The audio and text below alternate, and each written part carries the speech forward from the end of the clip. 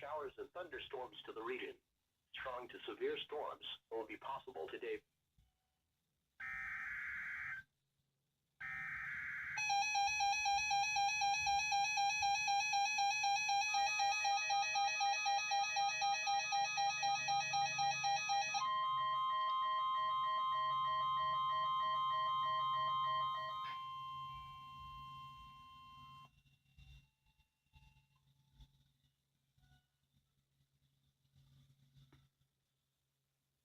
This is a test of NOAA Weather Radio's warning alarm system.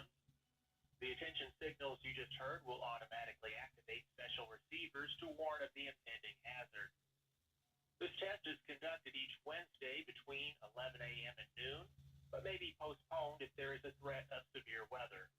In that case, the test will be held on the first available good weather day. Reception of this broadcast and the warning alarm feature will normally vary with distance from the transmitter. This may occur even if you are using a good quality receiver in good working order. We now return to regular programming.